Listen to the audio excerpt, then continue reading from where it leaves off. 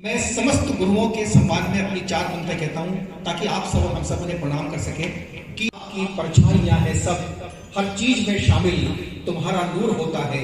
उजाले क्यों तलाशूं व्यर्थ में ए मेरे गुरुवर, तुम्हारा नाम लेने से अंधेरा दूर होता है।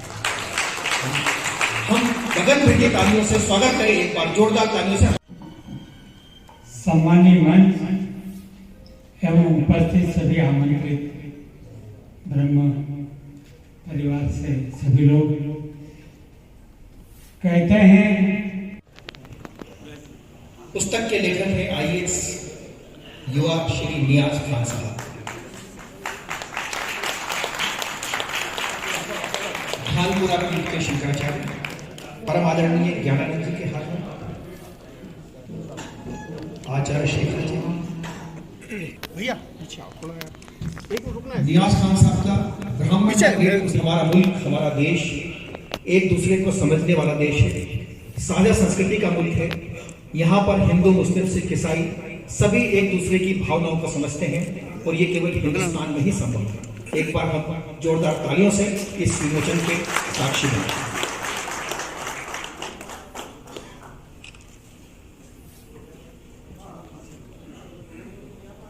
समूह में हमारे माननीय शंकराचार्य जी, श्री स्वामी ज्ञानानंद जी तीर्थ साहब का भानपुरा पीठ वालों के सम्मान के लिए और नियाज खान साहब के सम्मान के लिए अगले समूह से प्रार्थना करूंगा कि वे भी तैयार रहें। इस वक्त मुझे भाई मटेरियल वाले, अनवर भाई गोल्डन पेट्रोल पंप वाले, MS अचाले सेवानिवृत्त जॉइंट डायरेक्टर गृह विभाग, रफीक भाई मुस्लिम रिलीफ। ओम स्वस्ति न इंद्रो वृद्धश्रवाः स्वस्ति नः पूषा विश्ववेदाः स्वस्ति नस्तात्।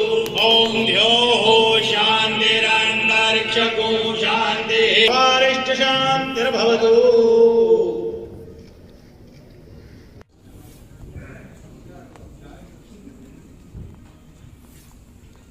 यदि फोटोग्राफर्स का अपना काम हो गया हो, शील के गुणों से जो परिपूर्ण है वह ब्राह्मण है ऐसा, और जब ब्रह्म को जानने लगता है तो वो ब्राह्मण कहलाता है।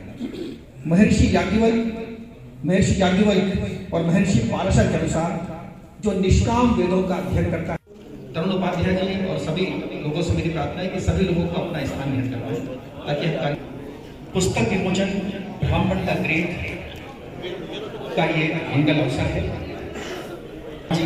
यहाँ पर उपस्थित, देखिए ये वर्क ऑफ फिक्शन है, जनरल रिसर्च वर्क नहीं है, फिक्शन है। लेकिन एक मेरा थीम था कि जो ब्राह्मण का 2500-3000 साल का पुराना इतिहास रहा है, तो काफ़ी रिसर्च किया। मुझे लगा कि एक किताब आज की डेट पर, आज के परिदृश्य में आवश्यकता है, और ख़ासकर कौटिल्य से बहुत प्रभावित हूँ मैं। कौटिल्य एक मेरे आदर्श हैं, उनकी सादगी। मतलब एक ऐसा व्यक्ति, एक ऐसा महान ब्राह्मण जो कौटिल्य जैसा शायद दोबारा जन्म नहीं लेंगे, तो मैं एक ऐसा कैरेक्टर आज के कलयुग में लेके आना चाहता था कि अगर वही कौटिल्य आज के डेट पर यदि संघर्ष करे, क्या ब्राह्मणों की जो एक गौरवशाली इतिहास था, एक उनकी संस्कृति थी, धर्म के प्रति महान उनका त्याग था, क्या वह फिर आज के डेट प्राप्त किया जा सकता है कि नहीं किया जा सकता है? किस प्रकार से बढ़ते हुए भौतिकवाद के अंदर, जहाँ पे धन इंसान का पैमाना हो गया है, वेद और शास्त्र पढ़ना लोग भूल गए हैं, जो कि एक बहुत बड़ा खजाना है हमारे ये सनातन धर्म की 2500-3000 साल का जो एक ट्रेजर है, बहुत बड़ा धन या कोष है, किस प्रकार से लोग भूल रहे हैं। कहीं ना कहीं मुझे एक उस चीज़ को पुनर्जीवित करना था, और किस प्रकार से ब्राह्मण उसमें सेंट्रल रोल प्ले करके फिर देश का चौमुखी विकास कर सकता है। नाम भले ब्राह्मण द ग्रेट है, लेकिन कदापि मतलब नहीं कि बाकी किसी समाज के लिए इसमें छोटा बताने की कोशिश की गई। सब एक ही ईश्वर के पुत्र हैं।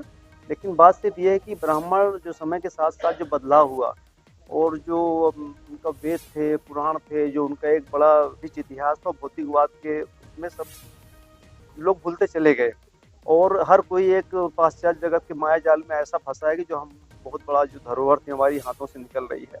इसलिए सबके कल्याण की बात है, देश को कैसे शक्तिशाली बनाया जाए, और किस प्रकार से ब्राह्मणों के सुपर ब्रेन को, सुपर IQ को, हालांकि मैं भी लॉन्चिंग में कहूँगा, लोग पूछते साहब क्या IQ आप नापते हैं, क्या मशीन क्या है, उसमें मैं बोलूँगा मन से कि अगर उनका तो सर्वविदित है कि यदि उच्च IQ के लोग हैं तो किस प्रकार से उनका उपयोग करके देश को और शक्तिशाली बनाया जा सकता था।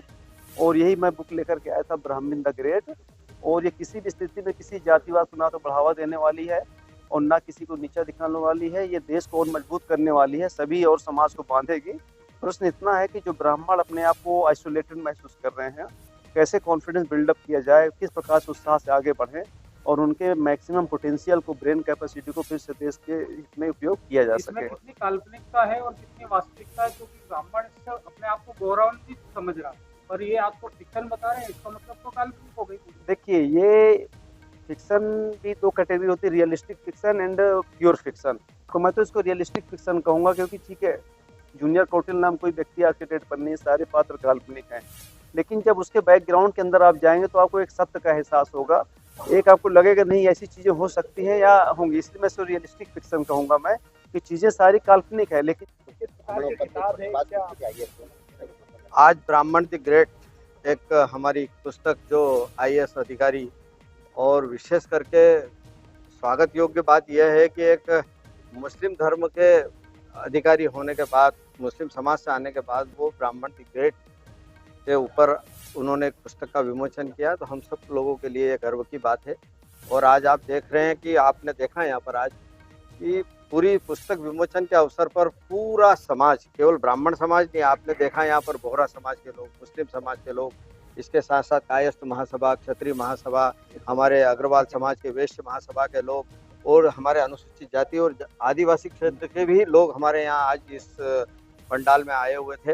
और सब लोगों ने आज इस पुस्तक विमोचन के कार्यक्रम को बिल्कुल सामाजिक समरसता के रूप में, मैं तो ये कहूँगा कि आज इस पुस्तक का विमोचन यहाँ पर हुआ है।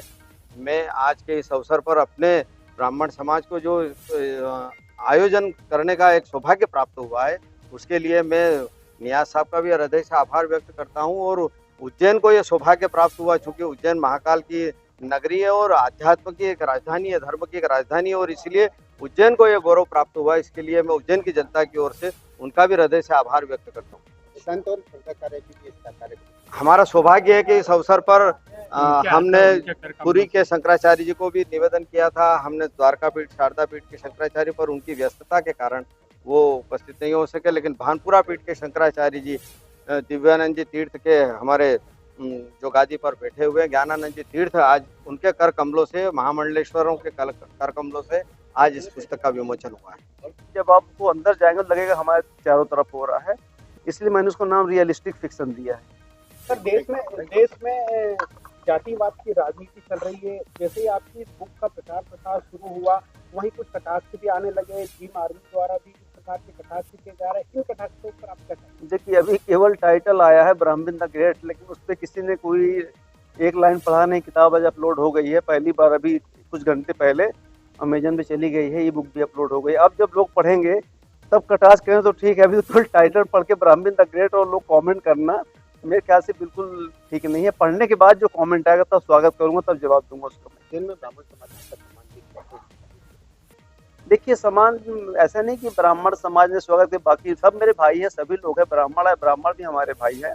ठीक है, ब्राह्मण द ग्रेट किताब नाम है, उत्साह उनके अंदर भी है, पर इसका कदापि नहीं कि जो बाकी उज्जैन वासी लोग मेरे भाई, सब हम सब भाई हैं, ब्राह्मण भी हमारे भाई हैं। और मुझे खुशी इस बात की कि इसकी लॉन्चिंग तो हम लखनऊ में करने जा रहे थे, लेकिन एक बहुत ही हिंदुस्तान का आध्यात्म का, धर्म का एक केंद्र है, एक हार्ट है उज्जैन, तो हमने सबसे पहले इस किताब की लॉन्चिंग के लिए उज्जैन शहर को चुना है, जो हमारे लिए गर्व की बात है। और इसीलिए सारी लॉन्चिंग 5-7 शहरों को छोड़ के हमने इसको किया है, तो मुझे बड़े फक्र महसूस हो रहा है कि एक महान आध्यात्मिक नगरी से इस किताब की शुरुआत होने जा रही है। वर्तमान में आप कहाँ पर